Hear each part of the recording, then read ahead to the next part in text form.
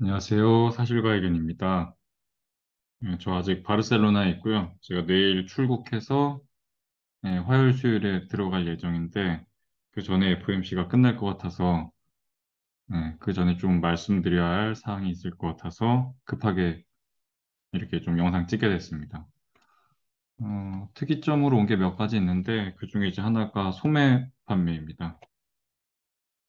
소매 판매가 일단 최근에 나오고 있는 거 보면 좀 안 좋게 나오고 있어요.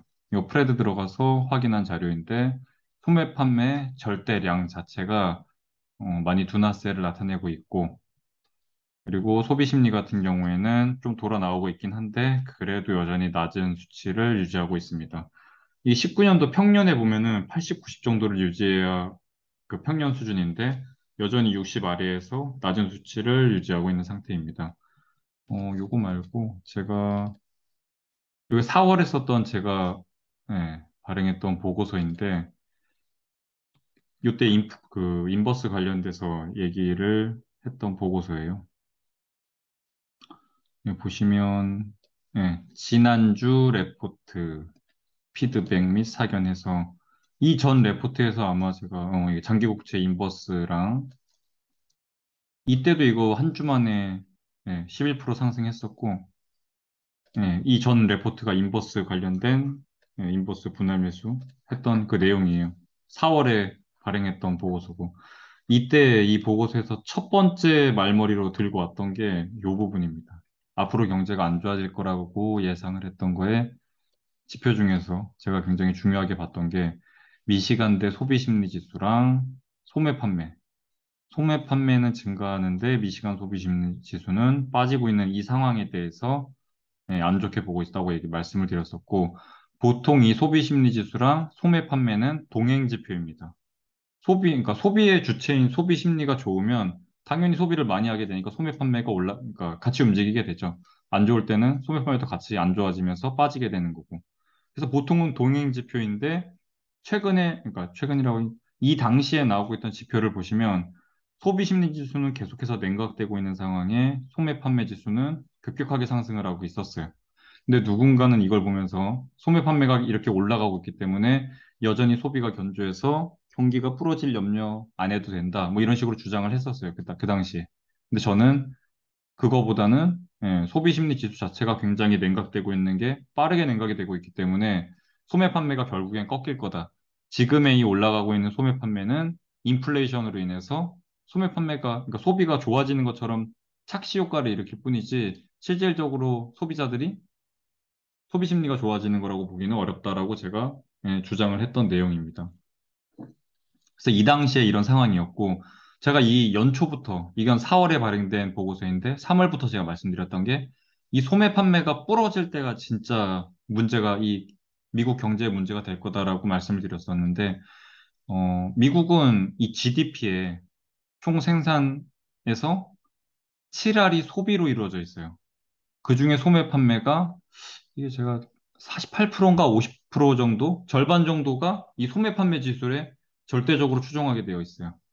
근데 이 소매 판매가 그때 가가지고 이제 부러지게 되면, 그러니까 소비자들의 구매력이 안 좋아지고, 인플레이션으로 인해서 Q, Q 곱하기 P, 그러니까 이 가격과 물량을 곱한 게 결국엔 이 소매 판매, 이 절대적인 수치라고 보시면 되는데, 가격이 너무 올라가다 보면 Q, 물량이 빠지게 되면서 분명히 이게 부러진다. 그리고 이게 부러지면 리세션이 올 거다라고 제가 말씀을 드렸었던 건데, 그게 최근에 저건 제가 3월에 말씀드렸던 거예요. 소매 판매가 부러지면 문제가 된다고 했던 거는. 근데 최근에 이 소매 판매가 결국에 이제 부러지는 모양이 나오고 있는 중입니다. 근데 인플레이션은 어떻게 됐어요? 생각해보면. 인플레이션은 올랐죠. 8% 9% 하고 있잖아요. 인플레이션이 그렇게 올랐음에도 불구하고 소매 판매는 부러지고 있다고요.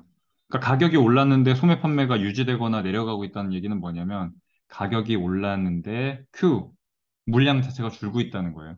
그러니까 소비가 줄고 있는 거죠, 사실상. 소비 심리 지수도 크게 올라오지 않았고, 제가 그때 말씀드렸던 게 이 두 개가 벌어지고 있는 거는 결국엔 어느 한쪽으로 수렴이 될 거다라고 말씀을 드렸고, 지금 나오고 있는 현상만 봤을 때는 소매 판매가 결국에는 내려오는 쪽으로 작용하지 않을까 생각이 됩니다. 그래서 보시면 저거 제가 4월에 저거 쓸 때 사람들이 했던 말이 하나 있었어요. 이 근원을 봐야 된다고. 그냥 CPI 같은 경우에는 아주 변동이 심한 뭐 농산물이나 식품 관련된 거, 그다음에 에너지 같은 것들은 이 가격 변동폭 자체가 굉장히 크기 때문에 근원을 봐야 된다. 이런 말 하면서 이제 막 CPI가 높은 거를 막 좀 작게 생각하고 그런 경향이 좀 있었는데 사실상 여기 식품과 에너지는 뭐 변동폭이 크다는 특징도 가지고 있지만 또 하나의 특징을 가지고 있는 게 필수 소비재. 어쩔 수 없이 우리가 무조건 소비를 해야 되는 그 소비재의 특성도 함께 가지고 있어요.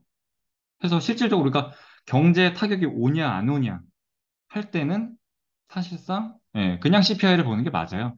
근데 금융 정책을 하는 저 패드 입장에서는 당연히 근원 물가를 보는 게 맞죠. 이게 막 그 변동이 급격한 이런 물가들을 다 포함해가지고 금융 정책을 쓰는 거는 사실상 말이 안 되고 근원을 보는 게 맞긴 한데 이 그냥 경제 자체에 대한 논의를 할 때는 소비자들한테 직접적으로 이 물가 상승이 타격이 가냐 안 가냐에 대한 얘기를 할 때는 필수 소비재인 식품과 에너지를 넣는 게 맞죠.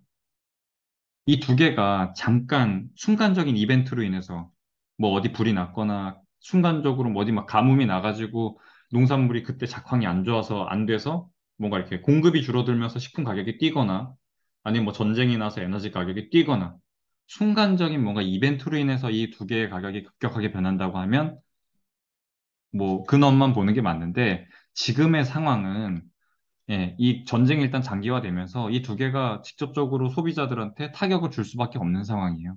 그러다 보니까 이 두 개가 중요해요.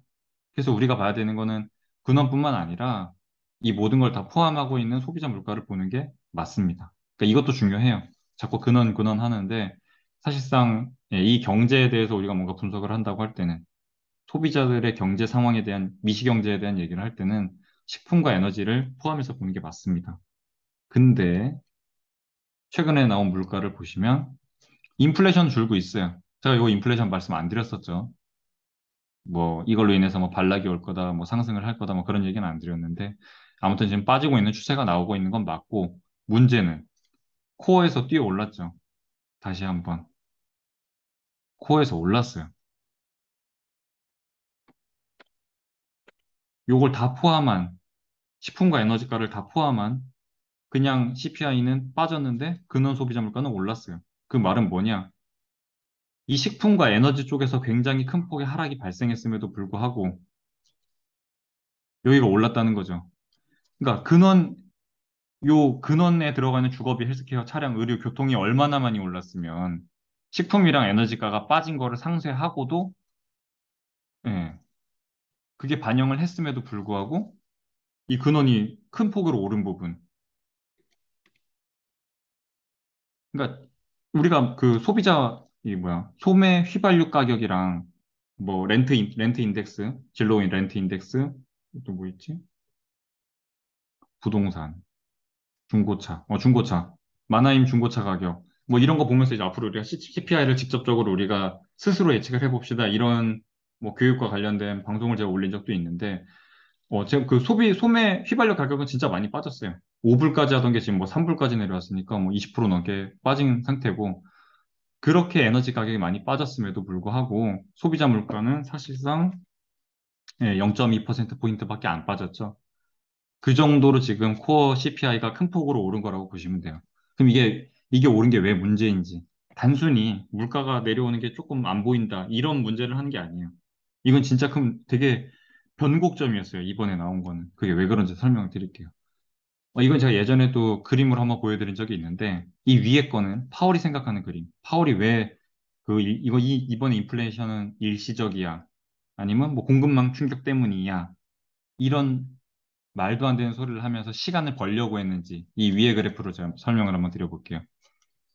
보통은 이 인플레이션이 소비자 물가가 올라가고 임금 인플레이션, 이 돈을 받아서 일을 하는 고용자들이, 노동자들이 인플레이션이 높으면 당연히 임금도 올려달라고 고용주한테 얘기를 하겠죠. 근데 적절한 인플레이션 상승률과 적절한 임금 상승률이 같이 일어나는 게 되게 정상적인 경제 상황인데 최근에 나오고 있는 걸 보면 임금 인플레이션은 그냥 이렇게 쭉 올라가고 있는데 인플레이션 튀어 올랐죠. 작년 작년 중순부터 튀어오르기 시작을 했었죠.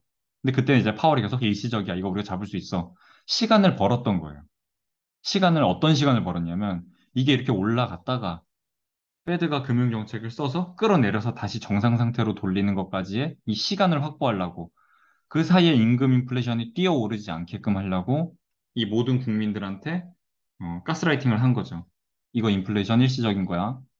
금방 내려올 거니까 너무 부황부황하지 말고 좀 기다려. 이렇게 속이려고 했던 건데 이게 이제 이상적인 그림. 근데 현실은 이제 아래쪽으로 간 거죠. 인플레이션이 와서 튀어 올랐는데 이 부황부황 거리니까 뭐 우리가 잡을 거야 뭐 이런 식으로 계속 이제 립 서비스를 했지만 이 노동자들이 물론 지금 우리 뭐 노동시장에 엄청난 고용 충격이 있긴 해요. 초과 노동 수요가 너무나 급해서 임금 인플레이션이 올라오고 있는 부분도 있고 고용자들이 지금 인플레이션이 너무 강하다 보니까 뭐 예전에 소고기 10개 살 거 지금은 7개밖에 못 사는 상황이죠. 그 상황에서 이 너무 높은 인플레이션 때문에 고용주들한테 나 지금 이 가격 받고는 내가 일상생활을 영위할 수 없다. 임금 좀 올려달라라는 거를 서서히 주장하기 시작했는데 그 임금 인플레이션 뛰고 있는 부분이 예, 지금 근원 인플레이션에서 나타나고 있는 거예요. 이 인플레이션이 올라가는 이 임금 상승이 되게 빠르게 반영되는 부분 중에 하나가 서비스업 쪽이에요.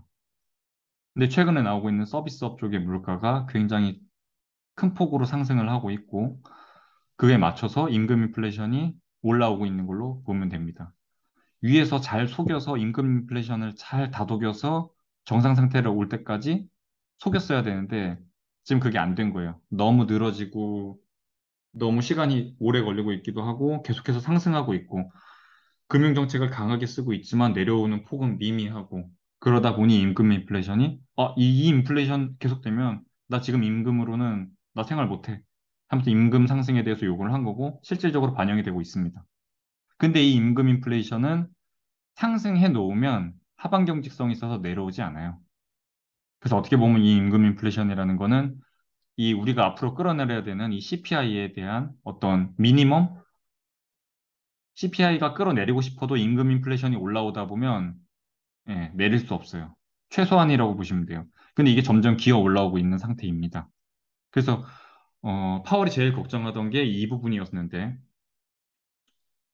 제가 요 지금 차트를 좀 이 자료를 급하게 만들다 보니까 좀 안 들고 왔는데 ECI라고 해서 고용 비용 지수가 있습니다.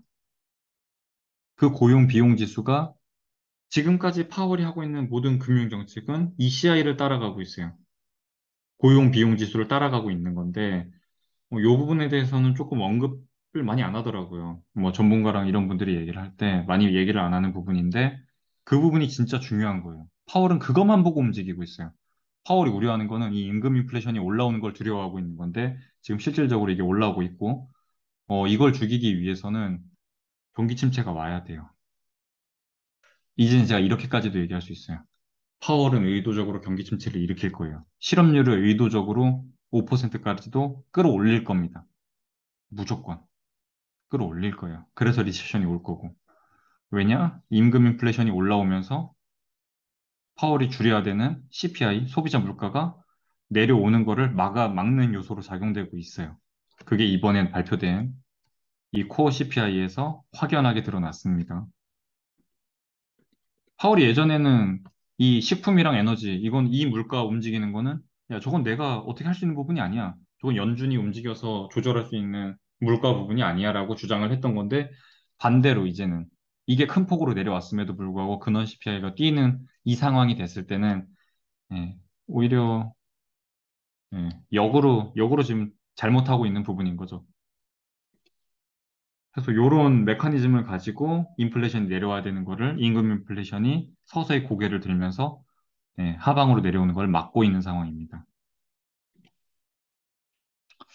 그래서 제가 몇 번을 말씀드렸지만 3.5면은 충분히 10년물 미국채 10년물 금리입니다. 이거 1년 단위로 지금 제가 잘라온 건데 이게 보세요. 이거 예전에 1%였어요. 1%. 근데 그게 지금 3.5%까지 올라온 거고 3.5%를 맥스로 보자고 말씀을 드렸고 거기를 초과해서 오버슈팅이 나오더라도 10년물 기준으로 4%를 맥스라고 진짜 봤던 건데 그럼 0.5%포인트 손해보는 거 정도는 충분히 감당합시다라고 말씀을 드렸던 건데 이번에 발표된 요 상태를 보아하니 임금 인플레이션 올라오는 게 나오고 있고, 예, 조금 더 봐야겠어요. 1%라도 뭔가 연준이 기준금리를 설정하는 데 있어서 4%를 초과할 수 있는 부분이 1%라도 지금은 뭔가 미약하게 나왔어요. 그 확률이 생겼어요, 이제는. 왜냐면 이게 고개를 들고 있어서. 이게 제일 중요한 거예요, 여러분. 무조건 이겁니다, 무조건. 다 필요 없어. 무조건 이게 고개를 드는 게 문제예요. 파월이 계속 걱정하던 것도 이거예요, 이거. 근데 이게 고개를 들었고, 그걸 반영해서 코어 CPI가 뛰어오르고 있는 상황입니다. 뭐, 물론, 뭐, 주택 가격도 오르고 했지만, 결국에 모든 물가를 봤을 때, 이게 제일 문제예요, 지금. 소비자 휘발유 가격 내려오고 있고, 에너지도 뭐 내려오고 있고, 물론 뭐 농산물 쪽에서는 조금 안 좋은 부분이 좀 있긴 한데, 그래도 소비자 물가 자체, 그러니까 이 에너지 소매 휘발유 가격 자체가 천연가스도 그렇고, 미국 내에서는 분명히 많이 빠졌어요. 진짜 많이 빠졌어요. 그럼에도 불구하고 여전히 높은 인플레이션 수치와 하락폭이 굉장히 둔화되어 있죠. 코어가 뛰어오고 있는 부분.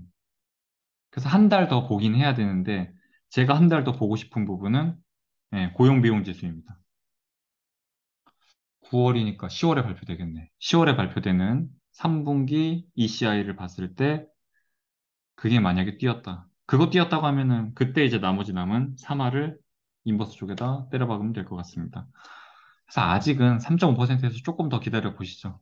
이번에 아마 점도표 찍히는 거랑 FOMC에서 파월이 발언하는 거를 봤을 때 향후에 어떤 식으로 금융정책을 가져갈지에 대한 얘기를 할 텐데, 제가 걱정하는 요 부분이 최근에 지금 보이고 있는 거고, 파월도 아마 이걸 봤을 텐데, 더 강하게 금융정책을 쓸 수도 있다라는 발언을 할 수도 있기 때문에 3.5%가 나오더라도 음, 좀 스테이 해보는 게 나을 것 같아요. 1%지만 뭔가 진짜 볼커처럼, 폴 볼커처럼 빡세게 금융정책을 땡길 수 있는 확률이 1%라도 지금은 뭔가 생겼어요.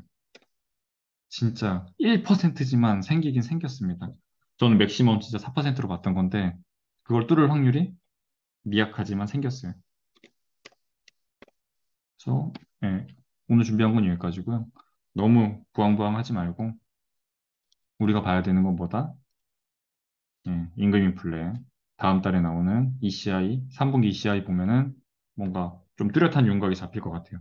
그 다음 달, 이번 달에 나오나? 이번 달에 나오는 실업률. 그러니까 다음 실업률 지표만 보더라도 그 실업률이 올라가는 부분이, 그 올라간다고 파월이 멈추고 그러는 거 아니에요. 파월은 의도적으로 실업률을 올릴 거예요.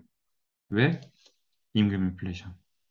임금을 잡아야 되니까. 고용시장에서 발생되고 있는 공급 충격을 막아야 됩니다. 초과 수요를 억제할 필요가 있어요. 파월은 지금. 그래서 그거에 대한 의견을 듣고 뭔가 움직여도 늦지 않다라고 보시면 될 것 같아요. 네, 오늘 이상입니다. 이제 한국에 돌아가서 다 같이 하는 세미나로 돌아오도록 하겠습니다. 빠잉!